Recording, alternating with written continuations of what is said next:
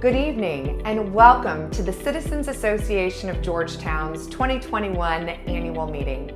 I am Tara Secreta Parker, CAG's president, and I'm excited to be here at our beautiful new headquarters located on 30th Street and the historic C&O Canal. For the first time in 143 years, CAG has a permanent place to call home, thanks to the generous bequest from the estate of Michael and Beverly Sullivan. We have an interesting program tonight, but before we dive in, I want to take a moment and reflect on the meaningful work and connection that CAG has shared with our community this past year. Since we last met in September, it has truly been inspiring to see the CAG team jump into action, delivering process improvements, updating tired technologies, discovering new and better ways of communicating, and landing on 2 new homes, our new website and our new building. In 2020, we committed to providing dynamic, engaging programming for our members, adopting an easily accessible virtual programming model with some fascinating speakers. We launched our long-anticipated new digital home, a much improved website, introducing a brand new look for CAG that brought us into the digital 21st century. And we moved to a new townhome on the canal that provides a permanent foothold, ensuring the safekeeping of CAG's legacy and a welcoming space for all of you. Each day, we as CAG leaders and staff focus on significant issues affecting the Georgetown community. We collaborate with other nonprofits and governmental agencies to solve problems on behalf of our neighbors and our neighborhood.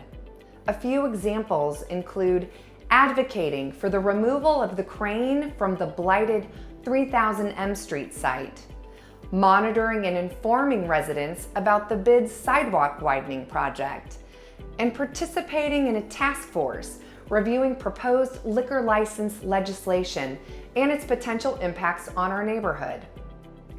CAG is a conduit for residents to voice their ideas, concerns, and opinions on major issues, and we strive to amplify your voices in the community. Our CAG committees have been hard at work, and we will be hearing updates from our volunteer committee chairs tonight. Councilmember Brooke Pinto will also share an update on Ward 2. And Mayor Bowser will be joining us live to speak about the state of DC and answer our questions. I'm proud to introduce CAG's new Executive Director, Gloria Hausman, who started with us in January and who will share some exciting announcements.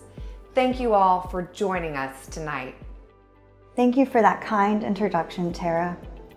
Hi and welcome. I'm Gloria Hausman, a resident of Georgetown and CAG's new Executive Director. For over 140 years, and as the oldest citizens association in the country, CAG has been serving the community by connecting and engaging the people who love our historic neighborhood. Although this past year has been challenging, CAG has been revitalized, moving in a direction that is resilient, dynamic, and forward-thinking. Continuing on this success, I am thrilled to announce that we have many new and extraordinary initiatives that we'll be introducing in the near future. This fall, we'll be launching our new digital newsletter. This interactive and insightful newsletter will connect you to your neighbors and community more than ever before. Please keep an eye out for this vibrant and regularly updated publication. Additionally, we will be continuing our engaging and thought-provoking programming.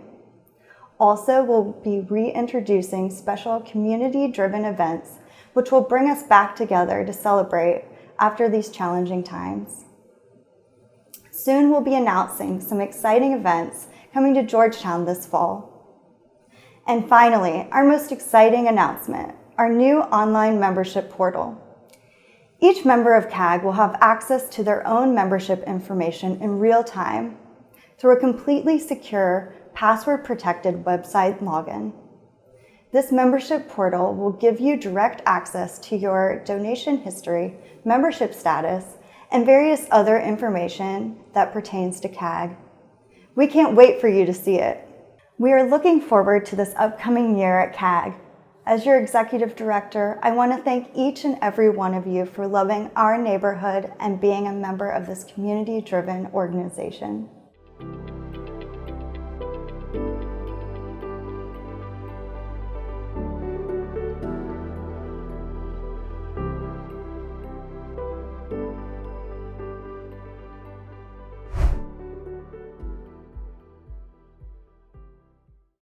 Some of you will remember that a year ago when I gave this report, I was a little concerned about the situation because we had just entered into the pandemic period and we were pretty much running a monthly deficit with deficits on the horizon for as far as we could see.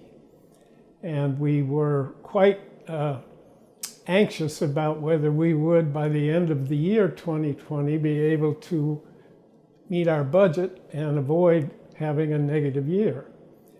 In order to do that, we needed a lot of community support and we needed any other support we could get.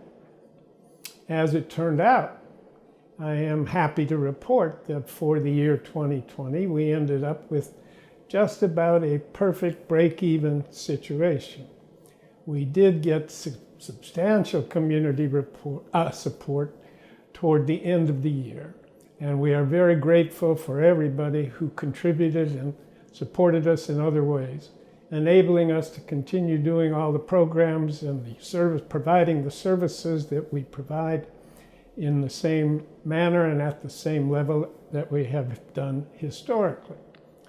So it was, in fact, that community support, plus, I must add, the PPP loan that we were able to secure last year that was forgiven at the end of the year that put us in a position to have a very, very slight surplus for the year 2020. And our cash balance for that year ended up being significant enough to give us great comfort that looking into 2021, we could breathe a little more easily going forward, still not knowing exactly where we would be. Now we have a picture for the first quarter of 2021, and happily it's a much better picture than we had a year ago. We are managing to operate on roughly a break-even basis month to month now. CAG headquarters runs a little bit of a deficit every month. Public safety is doing very well. Trees is holding its own. Overall, I think our position for the first quarter of this year certainly is very sound. Our cash balance has even increased a little bit, so we can breathe even a little more easily. We have secured a second PPP loan, and we have decided that if it turns out that we end up at the end of the year without the need for that money, we will in fact repay the loan rather than keep the proceeds, assuming it would otherwise be forgiven. But that's to be determined at the end of the year, not now. At any rate, in order to continue doing what we were able to do last year, we will of course need your continued support, and we are very anxious to secure that. We appreciate everything all our CAG members have done. We will be making a major effort, as you'll hear, to increase the membership, and we very much appreciate the community support that we have at this time. And I am therefore very pleased to say that CAG is in a very comfortable financial position at this time. Thanks.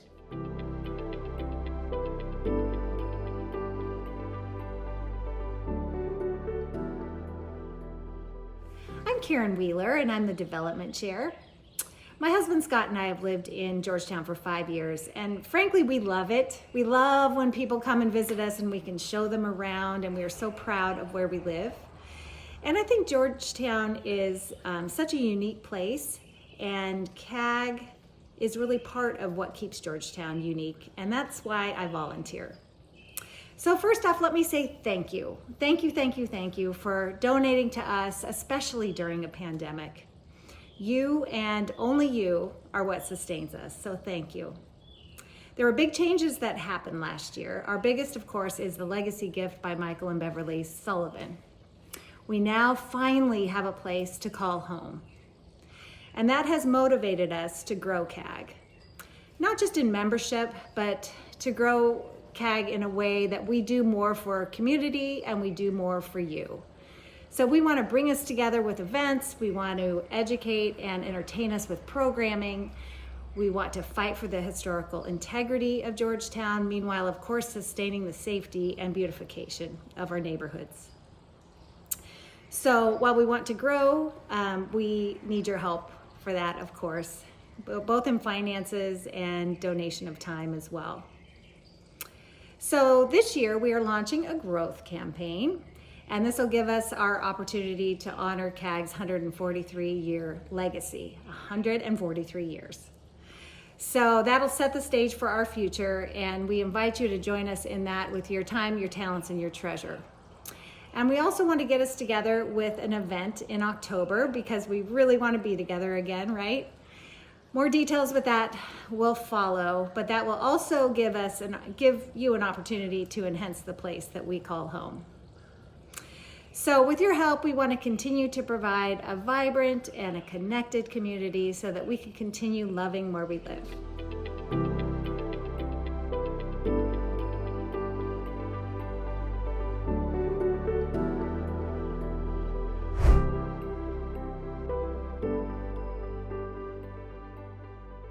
People often say, I want to volunteer and give back. It's an easy thing to say, but many of us don't know where to begin. So I'm going to make it easy for you. Go to our website and sign up to become a CAG volunteer. Better yet, invite a loved one, neighbor, or friend to volunteer with you. As a member and volunteer for CAG, your connection to our community will renew immediately. You will be plugged back in with opportunities to lend your unique skills and knowledge to the work that makes Georgetown such a special place to live. Ours is a village filled with leaders, experts, hobbyists, artists, and more. Whatever your vocation or avocation, there is probably a committee or a group within CAG that will leverage your unique gifts for a greater good. And if there isn't a group or committee that seems like the right fit, now is the time to create it. CAG's infrastructure has been modernized over the past year, and we are ready to continue innovating. Bring your volunteer spirit and bring your ideas for beautification, historic preservation, educational programs, public safety, social and hobby groups, and more. So visit our website at cagtown.org and sign up under the Volunteer tab. I look forward to hearing from you and beginning our work together.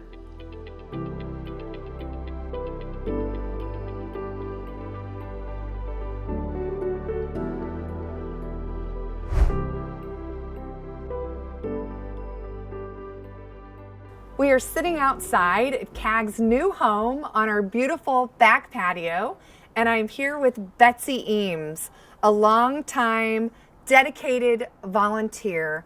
Betsy, you have been involved with Trees for Georgetown for almost 20 years? That's right, yeah, just about. So tell me, why do you do what you do? Why do you volunteer and give as much time as you give? Well, I think it's a worthy cause. I've retired from 30 years at the World Bank, and I come from a family of volunteers. My mother and sisters always volunteered, and I think it's something that we owe back to the community. And I'm a gardener. I became a master gardener when I left the World Bank, and I wanted to do something with that. But I found out that trees and gardening were nothing alike. And Casey Trees had just started. And so when they asked me to head up Trees for Georgetown, I really knew nothing about trees. And so I immediately called Casey and went down there and took their tree courses. And ran into lots of people from the U.S. Botanic Garden that were lecturers, and I had just finished my volunteer stint there. And that's how I really got to know Mark Biscano, and to sort of have an in with Casey Trees. And, you know, we couldn't have had Trees for Georgetown without Casey Trees. Yeah, they've been an amazing support and sponsor of CAGs. We're so grateful to them and to you for being a super volunteer, Betsy. Well. You're inspiring. So you talked about Casey Trees. We also have other partners that we use at Trees for Georgetown, and Becky Schwartz is a name that comes to mind. Tell us a little bit about Becky, why we should know Well, her. our other partner is the Urban Forestry Division of DDOT. Okay. And Becky is an arborist, certified arborist with UFD. And she's fairly recently come to Georgetown, but she is one of our greatest resources. She is just terrific. And call her up. She is so responsive. You can call or email her, and if you don't hear from her right away, you'll hear from her the next day. That's great. And she knows the regs in and out, and she would really rather help you get through the regs rather than saying, no, you can't do this or that. She's just terrific. That is helpful. That's helpful. It is, and she'll come to your house. And if you've got large trees in your backyard or garden that you want to do something with, I hate to say take down, but she'll help you out with that. And neighbors, you know, that have trees hanging over other neighbors' property, all sorts of things, not just the street trees, Right. which are so important. And how many street trees are there in Georgetown? Well, I know there are over 3,000 tree boxes. That was when I started, and they've added more. And how many of those trees have you and Trees for Georgetown been responsible for? Maybe 2,500. 2,500 trees. Yep. Really an accomplishment. And it really makes Georgetown such a special and beautiful place to live. Well, and it's so nice that the community is really joining in too. And especially this year, I think because they were at home with COVID, when we gave them their letters of how to take care of their trees and neighbors helping each other, I think more of them read it than ever did before, because sometimes they just toss them. And we got a lot of comments from that. Great. That's wonderful. Well, I've heard that the cicadas are coming once every 17 years. That's right. I think this is generation 10, and you know they don't want to attack, but they affect the young trees. And before we planted our trees this year, I had a long conversation with Casey Trees, and because I was worried about planting new trees this spring, because the moms make slits in the new branches and plant the eggs, and then when they're born, they jump out and go back underground. Fortunately for us in the cicadas, Georgetown's such an urban area. There's so much foot traffic and so much vehicular traffic, and not a lot of open earth. And so most likely we're not going to be terribly affected by it. And they really recommended that we go ahead and do our spring planting. All right, so we're moving full speed ahead. And I'd again like to thank Casey Trees for giving us our trees and the labor of the planting. When they found out, you know, we didn't have a fundraiser like everybody else. And we don't know if we're going to be able to have a fundraiser this year either. And so I really would like to ask for support, any support folks can get, because if we don't get some more money, I'm not sure we're going to be able to have a tree planting this year. Yeah, it's such an important part of CAG and an important part of our community. So, and the environment and climate change. And absolutely, absolutely. Well, Betsy, it's always a pleasure talking to you. And thank you for all that you do for CAG and for Georgetown and helping keep our neighborhood beautiful. We are grateful for you. Thank you. Thank you.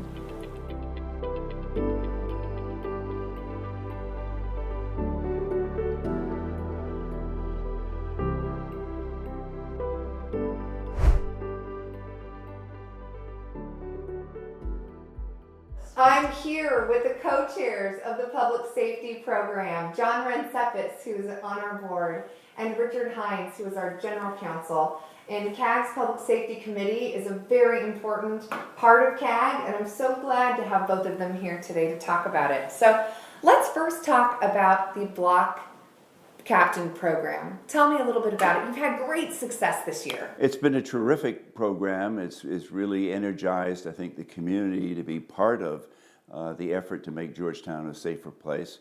And we have been very successful in expanding the program from, I think, a fair number of blocks of Georgetown, on the order of 50, and we just expanded it to 90 plus block captains. I don't have the precise number, but we're still looking for block captains for the few blocks that we have not yet covered. And it's been a very successful program in terms of getting public safety information out to the members of Georgetown, of CAG, and people who are not. We provide information to anyone who's interested in being on our mailing list, and we're very, it's a very important effort to provide information on crime and statistics and where crimes have occurred, which is very important for people to know whether there's a crime wave occurring on their block or in Georgetown. And John has been very instrumental in being the conduit of that information that we get from the police. Well, while I do send out information to the block captains, I have to say that Florence Alt is the person behind the scenes who's expanded the program. She's been an advocate of the program for many years as a block captain herself. So we're very fortunate to have her stewarding it, and she was assisted this year by Catherine Shaw, who is or was our public safety coordinator, and she has, as some of you may know, she has stepped down from the program and retired. But we're very grateful for all that she has done for the program over the years, and we will definitely miss her presence. Yeah. The two wonderful people and of such service to the Public Safety Committee. So tell us about the expanded patrols that are happening. What can neighbors expect? We expanded the patrol, which was at that time a security patrol by unarmed but uniformed security officers. We expanded that from 5 to 7 days a week, and we also had exercised the ability, because of the ability of our provider of services to increase the coverage, to provide more than one officer patrolling Georgetown when we had a period of protest march or something else where we thought that there might be a repeat of what happened in May. Right, that's very true, and all of this couldn't have been possible without all of our wonderful supporters of the public safety program, because all of these programs within the public safety segment of CAG are paid for exclusively by donations through residents of Georgetown, and as well as some strong business supporters. So we thank them for their fantastic support over the years, and we're looking forward to some new initiatives in 2021, including some new technology with some cameras that we're excited about. So stay tuned for an update in 2021, and we'll look forward to sharing what we have in store. That's great. John, you have worked in close collaboration with the MPD, and I know you've actually received awards and been honored by them. Tell us a little bit about how CAG's public safety coordinates with MPD in that relationship. Well, since I've been on board with public safety, I've worked closely with the 2nd District Commander and other people within in that department, some captains and lieutenants, and the relationship, I feel, has gotten stronger over the last few years, and there are several lieutenants and captains, as well as Commander Bedlian, who are always available for conversations or emails, and they're very good at sending out information to me to forward on to the community, including information about sexual assaults or carjackings, and as well as a murder. And they keep us in the loop. They can't always do that because they do have higher priorities, but they're very good at getting that information. And when they don't, they're quick to respond to me with updates on any questions I have. And I really value their relationship to CAG, and we really appreciate what they do for us. There are talks of reducing police forcing in Washington, D.C., and that will often lead to reduced coverage in Georgetown and other neighborhoods. So we made a strong appeal to both Councilmember Pinto and then to the larger council and the mayor to not reduce the funding for policing in Washington, D.C. Well, thank you both for your volunteer service to CAG. Many years that you've given back, and we are grateful for you. So thank you for sharing an update tonight.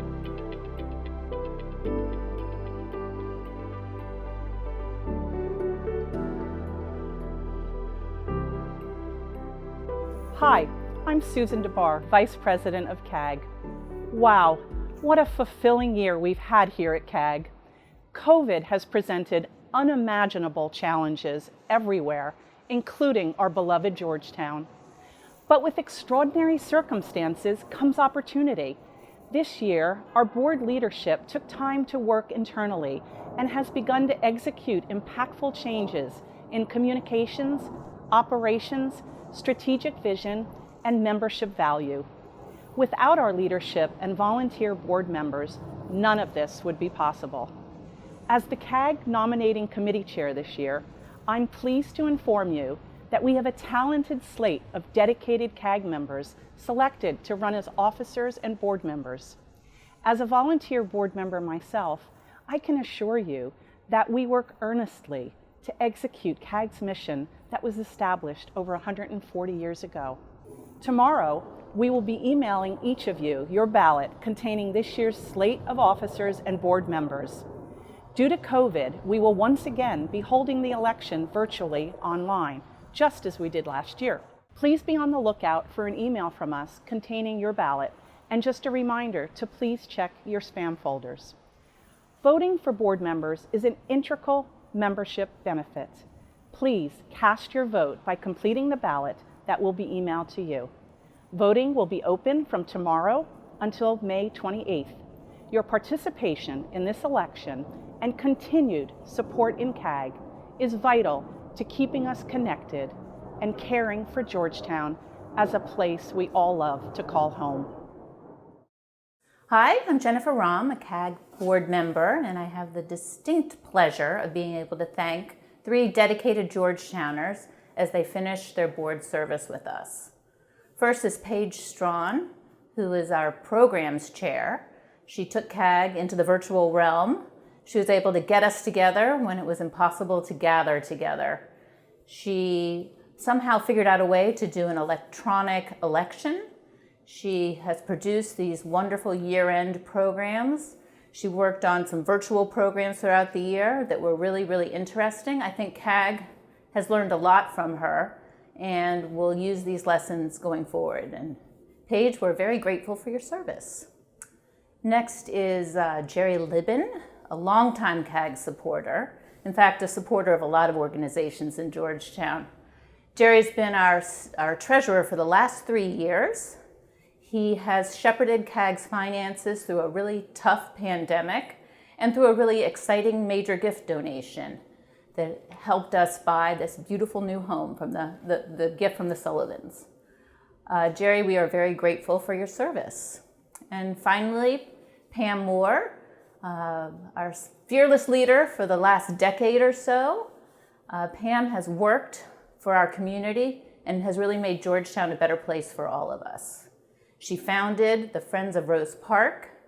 She came over to CAG and chaired our Historic Preservation Committee. She served as CAG president twice. She's working with me at Georgetown Heritage while we revitalize this mile of the canal here in Georgetown. She's a volunteer extraordinaire. Pam, I'm really grateful for your mentorship, and we all thank you for your service. And thanks for tuning in. I look forward to seeing you all out and about.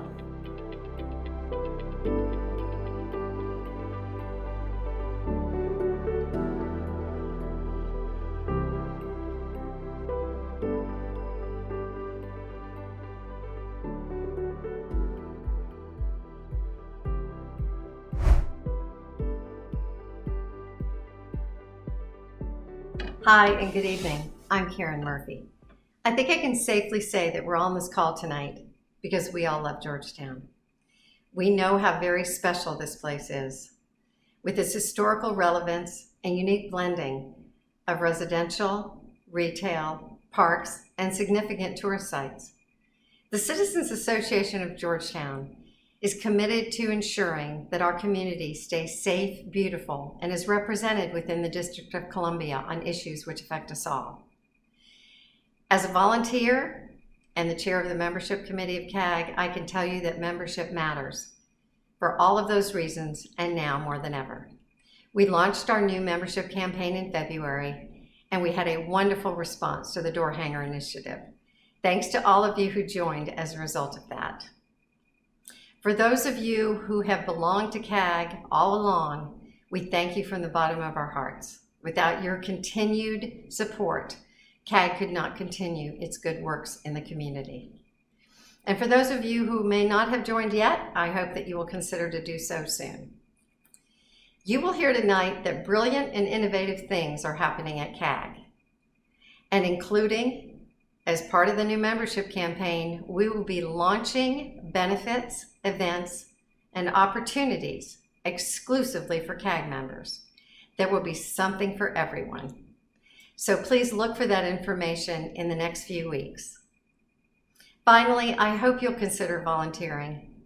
Volunteering with CAG, whether it be my committee or another, is a great way to stay involved and stay informed, and also meet neighbors from the neighborhood that you love. Our Georgetown, we are stronger together. Thank you and have a great evening.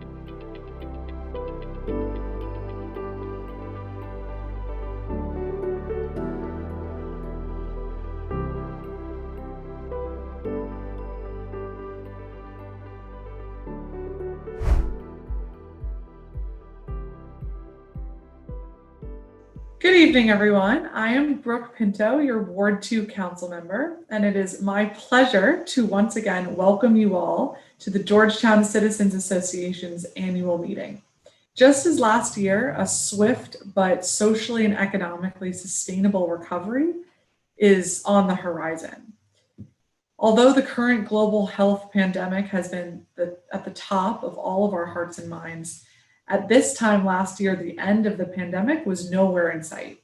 However, thanks to the leadership of our mayor and the hardworking collaboration of all of our executive agencies and the consistent, strong advocacy from our council and many of you, more and more of the district's residents and workforce are being vaccinated every single day. As time progresses, the vaccines are becoming easier and easier to receive, which is making our desire to safely reopen our city a reality. To ensure that Georgetown, Ward 2, and all of DC is not only able to weather this storm, but prepared for a reopening and post-pandemic world. And as we prepare for this time, I have begun to introduce legislation that I believe will help us achieve this goal. In terms of providing much needed support for our small business community, a great need for Georgetown, I've introduced the Great Streets Amendment Act, legislation which, if passed, would bring the District of Columbia's Great Streets program right here to Ward 2, enabling eligible businesses to qualify for business grant funding made available through our Department of Small and Local Business Development. Here in Georgetown, that means an expansion of the Wisconsin Avenue Great Streets corridor in Ward 3, all the way down to Water Street in Georgetown. It will also benefit corridors in Logan Circle, Main Street, 14th Street corridors, Chinatown, DuPont Circle, the Golden Triangle, and downtown. In my budget priorities letter to the mayor, I also included support for the myriad of social services and public safety needs that are so fundamental to our goals here in the district. In my letter, I supported the Way Homes campaign $100 million ask to end chronic homelessness in the District of Columbia, an issue I know is very important to many Georgetown residents and neighbors. I requested around $200 million for public housing repairs, housing vouchers, and rental and utility assistance for our low-income individuals and families, senior citizens on fixed incomes, and LGBTQ youth, and the operation of an LGBTQ plus resource and youth center. As it pertains to public safety, I requested an allocation of an additional $11 million in the upcoming budget to expand the Attorney General's Cure the Streets program, which helps to reduce gun violence through a public health-based approach across our city. And I have expressed my support for the mayor's $15 million investment in Building Blocks DC, a new program that will complement our existing efforts by focusing on gun violence prevention in 150 particular city blocks, and engage individuals who are most at risk of becoming a victim or perpetrator of gun violence. And we know that crime anywhere in our city affects our entire city. And so it's imperative that we address these root causes. While placing our money where our mouth is and making investments in all of these areas is critical, my team and I realize that there is also an immediate need to address these matters and work on a daily basis to put all available government and nonprofit resources in front of our residents and stakeholders who are focused on these specific issues.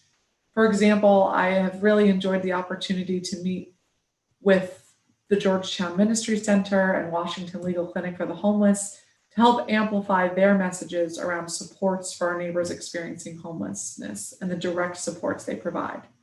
I am frequently in touch with the Department of Human Services to address matters concerning housing encampments and mental health supports. My office also provided members of the public with this information during our Homelessness Solutions Town Hall last fall, a forum to which we invited the Ward 2 community to ask questions of our district government professionals and learn about the government and nonprofit resources and support that's currently available. In terms of immediate actions we have taken to address public safety concerns, I've instructed my team to work very closely with the District Department of Transportation and increase the amount of lighting we've seen along Water Street, as well as having a well-lit area does not only make us feel safe, but it also deters bad actors. In the past year, my office has conducted our first round of public safety walks in Ward 2, and I've participated in community ride-alongs with MPD to get a firsthand look at our public safety needs in real time. I care deeply about issues surrounding homelessness, affordable housing, and public safety, and I understand in great detail how these matters impact all Ward 2 residents and our small business community. Please rest assured that my office will continue to prioritize these areas and bring supports to all of our neighbors in need. This year, we are also seeing emphasis on the importance of and a strong desire for increased federal investment and local investment in transportation and infrastructure projects here in DC and across the country. Given the many effects of climate change and our overall goals of becoming greener and more safe, more sustainable, I took the opportunity to highlight some priorities that would help get us there, which is why in my budget requests, I supported a $10 million request for restoration and development work at the Georgetown Canal, a project that would protect the neighbors, visitors, and businesses in Lower Georgetown in the event of flooding. I also believe it will help support tourism and our small businesses by having a new visitor center.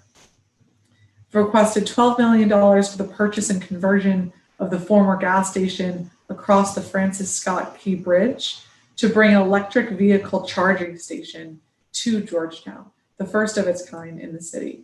In addition, this would provide the space needed to hopefully in the future establish a gondola taking us across the Potomac River. And for this reason, I requested $2 million for an environmental impact study. If that study demonstrates that the most cost-effective green transportation options for our residents and commuters is a gondola, then I aim to work with my council colleagues to launch the gondola project and provide not only greener transportation options, but provide economic opportunities for small local businesses and district residents. I also requested the full funding of the Benning Road Trash Transfer Modernization Station. Conditions faced by the Department of Public Works employees due to structural damage sustained by the building are really inhabitable and abhorrent, and it would allow for a more efficient trash transfer operation for our residents citywide. Two of my budget asks are also consistent with my previously expressed support for the District of Columbia's Vision Zero initiative, an effort that we will hope brings our city to zero waste and zero fatalities and serious injuries to travelers of transportation systems throughout the effective use of data, education, enforcement, and engineering. This is especially important to note in light of the recent tragic loss of bike safety advocate Jim Pagels. In my budget letter, I requested that we maintain the near $120 million investment in the K Street Transitway to improve pedestrian and biker safety, introduce dedicated bus lanes, and help us to greatly reduce vehicular traffic and the resulting carbon emissions we see in our city. In closing, I would like to once again give thanks to all of the leadership here at the Citizens Association of Georgetown for holding this annual meeting and for your unwavering commitment to serve your neighbors and community. It is truly admirable, and I have really enjoyed partnering with you throughout the year. I want to express the immense joy that I feel every day in going to work on your behalf. As a graduate of the Georgetown Law School, and also this is a sibling, daughter, and niece to many other Hoyas, I have always felt at home here in Ward 2, and serving the residents of Ward 2 is my absolute honor.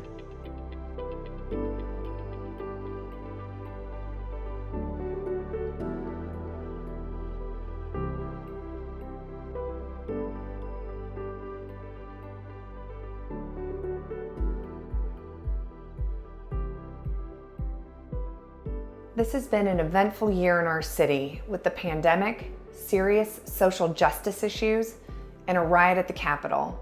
Through it all, Mayor Muriel Bowser has provided thoughtful, calm, resolute leadership. I'm delighted that she made the time to be with us again tonight. We are now going live, so stay with us as Mayor Bowser joins our meeting. Thank you.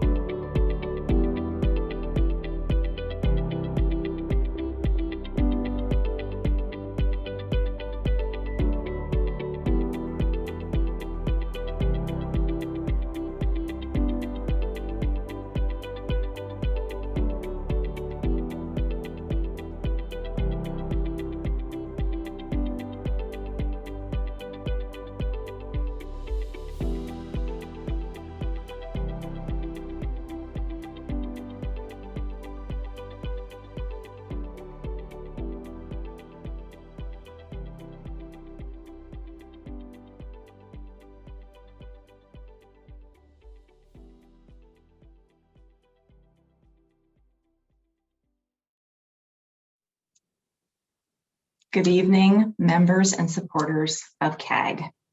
I am Jean Card, the founder of the communications consulting firm Jean Card Inc.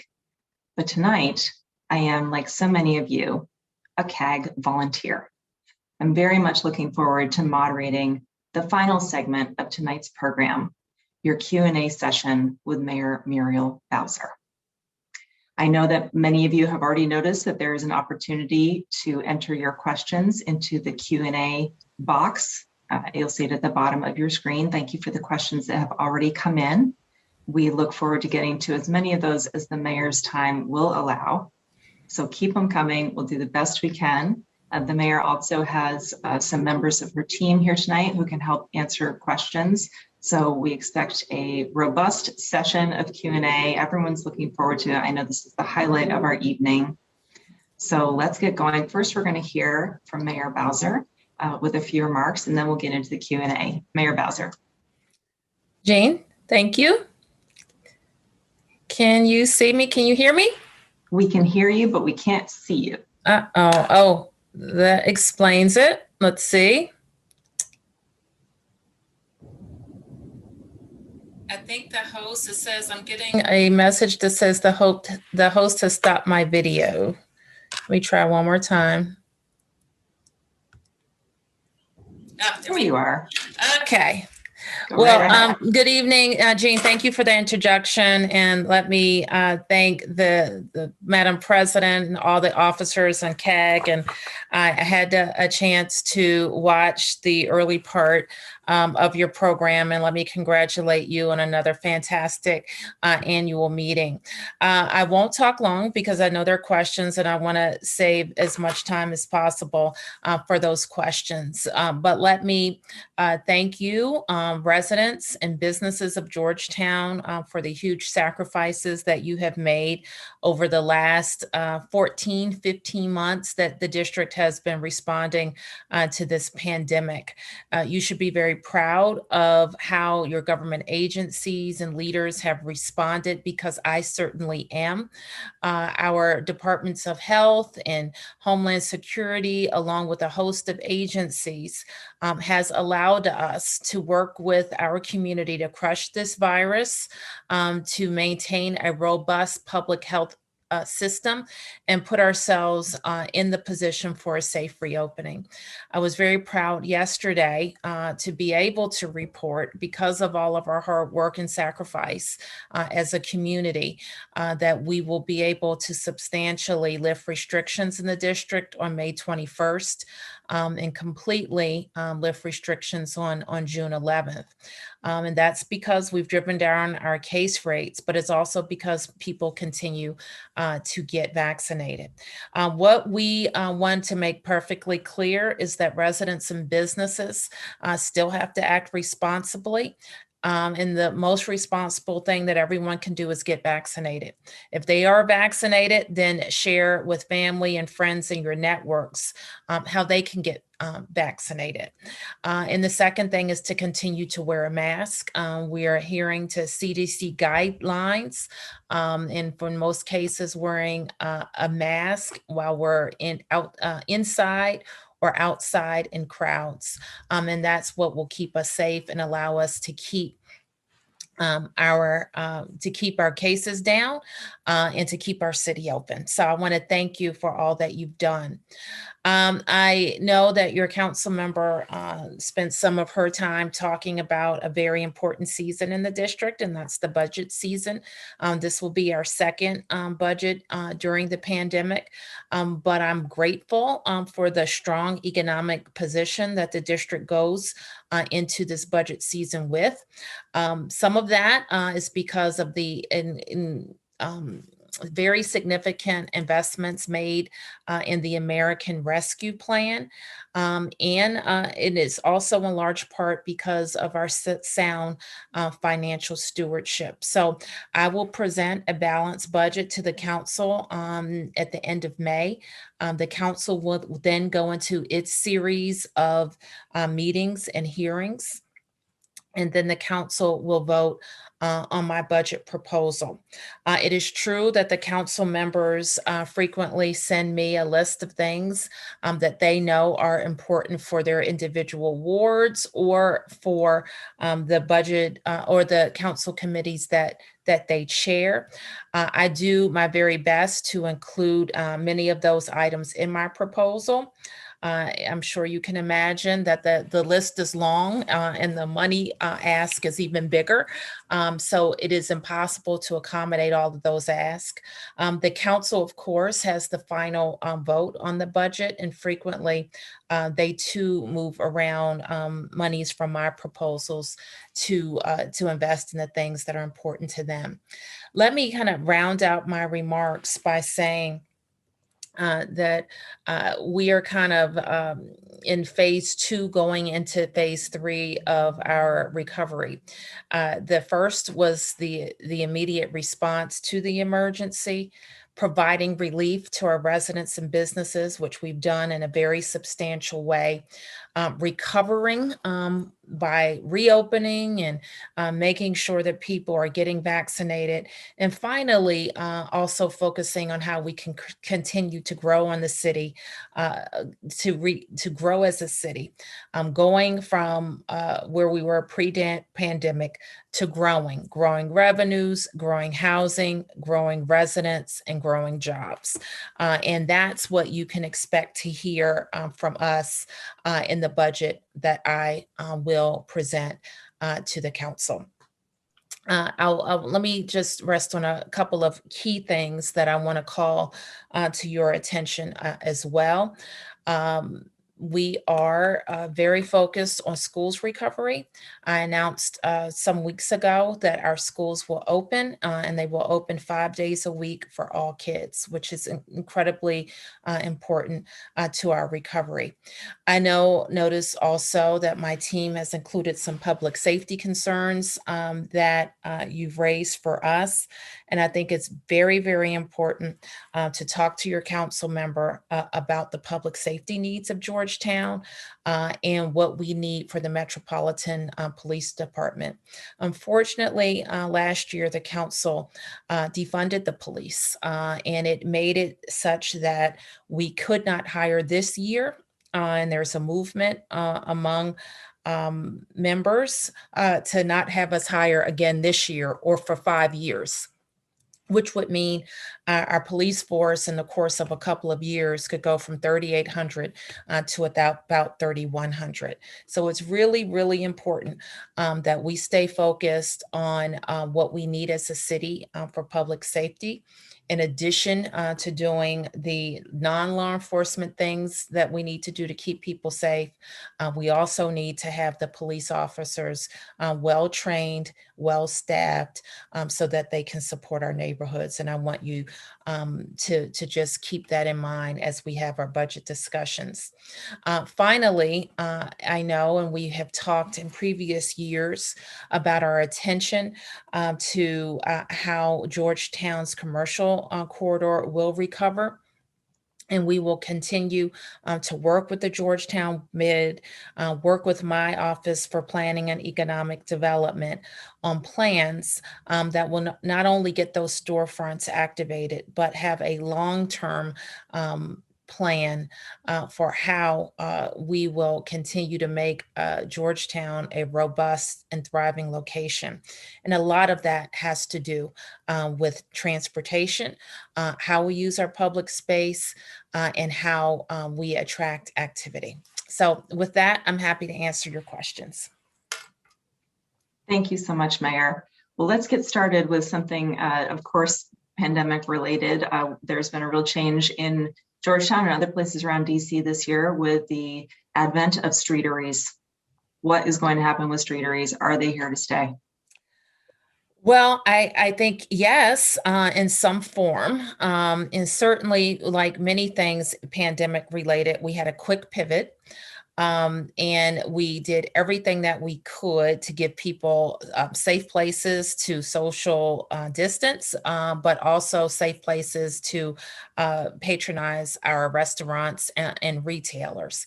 And the feedback has been pretty wonderful, I have to tell you. I was in Georgetown today, even, and able to see the streeteries that support the ice cream parlors and see the streeteries and how people have stretched out even along the waterfront. And so that's a good thing. And it has been a lifeline for those businesses. As we look to make some things more permanent, we will be looking to balance any negative effects that we've seen from the streeteries. But certainly it has been a boon, I think, for how to better use or use differently our public space.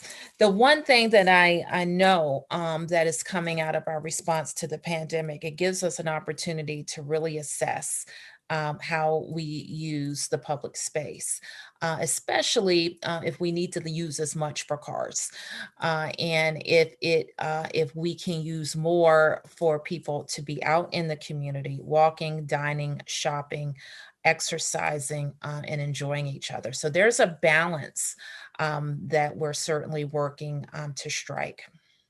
Well, that of course is one of the questions from the people of Georgetown is what about the parking, the streeteries impact parking, and what are the parking options in light of this significant change in availability of parking?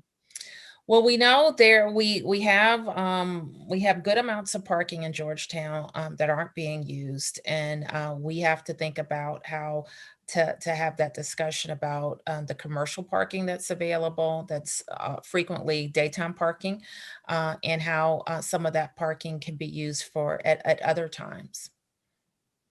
Okay, thank you for that answer. It's of great interest to folks here in Georgetown. Now, Sure. You mentioned earlier, you talked quite a bit about growth and the importance of growth in the city and the reality of empty storefronts. Could you give us a little more detail as to what the plan is to revitalize the economy, especially on those thoroughfares where we have so many empty storefronts, for example, M Street? Well, I think that our growth plan is certainly about retailers and storefronts, but it's also about office jobs and the vacancies that we're experiencing. Even we had some concern pre-pandemic, and we definitely have it now. What we see, and we're not unlike other cities like ourselves, and I think we have to have a new look at it, however, because what we know is that people are going to live and work differently post-pandemic. They won't be the same trips to the office, we think. There may be there's smaller offices, densified offices is the word that a lot of people are using, which of course affects retail.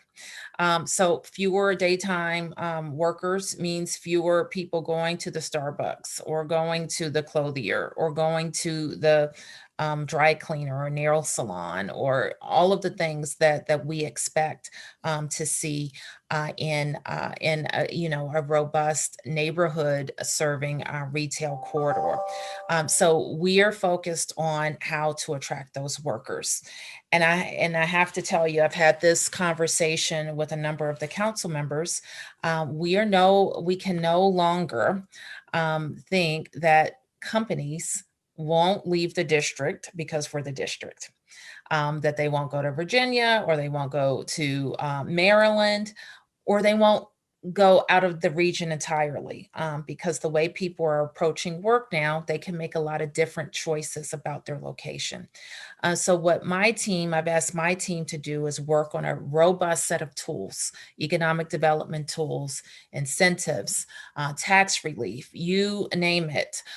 We want to have a toolbox that will allow us to go after every company and pitch them on why they should be in the district. So that's very important.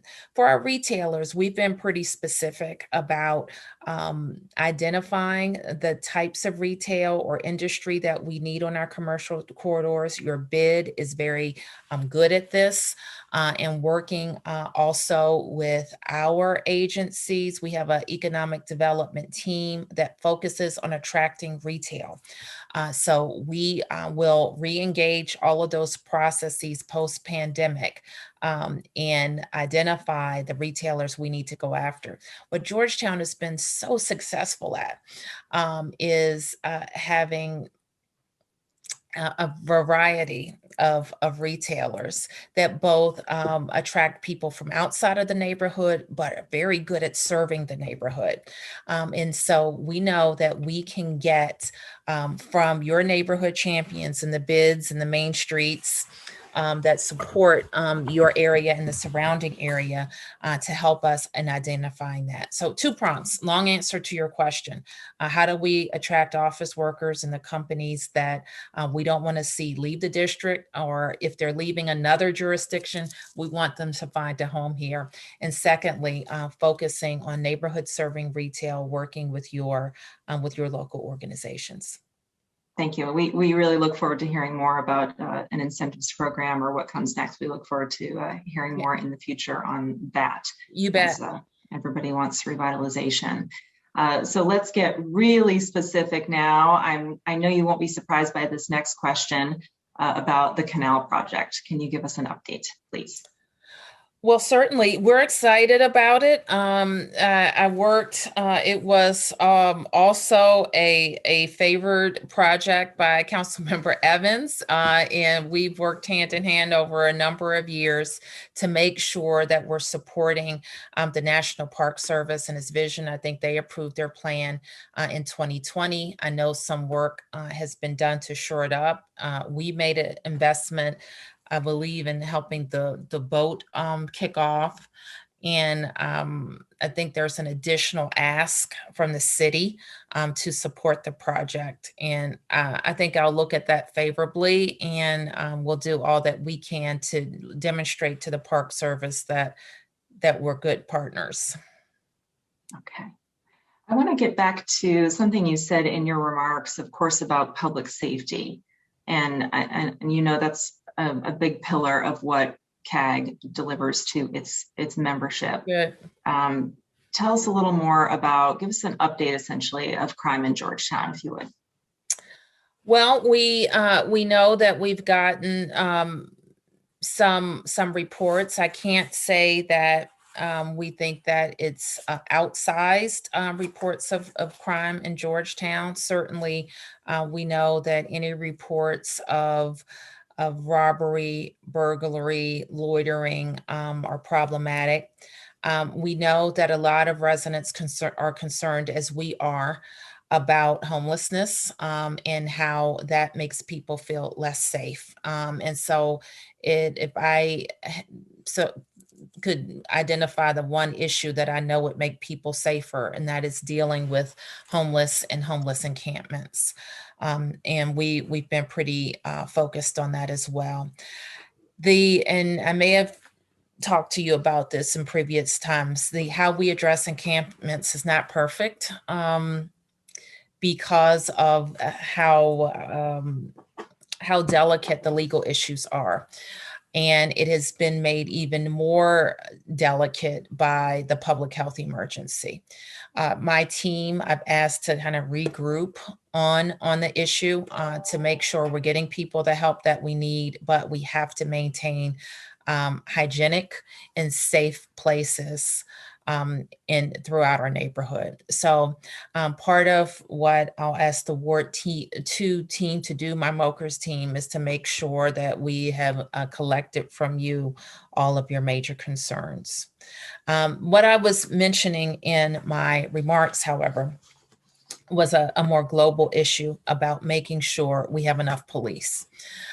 There is, and I think that we're at a critical point. Going a year without hiring at MPD, given that they, with retirements and resignations, lose about 300 officers a year, you can just see, given 1 year, that your net numbers can go down pretty quickly. So the support that we're looking for is to make sure the members of the council know that the police need what they need. And there's no way to continue to take their numbers down without seeing some decrease in their level of service.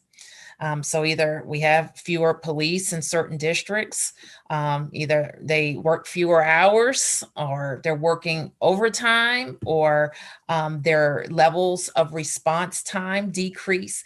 All of those things are possible when you see your numbers go down. So when the citizens of Georgetown want to know, what is the city doing to decrease crime in Georgetown, is your answer increasing police? If that's what the police chief thinks would be helpful, absolutely it would be. Because we're going to deploy according to what the chief and the commander say we need. I don't know that that's been the response at this point, but certainly patrols for the types of crime that is reported in Georgetown, presence matters. And I don't know what else to say about that, but when you have if street crime is the concern, presence matters. Well, speaking of streets, I would say one of the most popular questions that we've had in the Q&A submissions tonight is about sidewalks next to the streets. The porous flexible pavement, the PFP, that's being used to repair sections of sidewalk that have been damaged by the roots of trees. There's a lot of concern about this material. What is the plan? What is it? Can you please give us some background and some answers around PFP? Yeah, so I have to tell you, my team did give me a quick briefing on this. I hadn't been aware of the contention in the neighborhood around it. And is this is on hold now? No, Mayor, actually, we started installing the porous flexible paving yesterday. We have about a few more sites to install over this upcoming week. Okay. So this is Everett Lott talking. He's our DDOT director. And I'm assuming that we've had to put down some pavement because of risk of injury, because of the brick pavers that were in disrepair because of the tree roots. That's correct. So there's many mature trees, which is a characterization of the Georgetown neighborhood. And over time, those have grown and the root systems have pushed up the brick sidewalks as a result. And in those instances where those roots have been displaced or the bricks have been displaced, the sidewalk has become hazardous and has become more of a safety issue.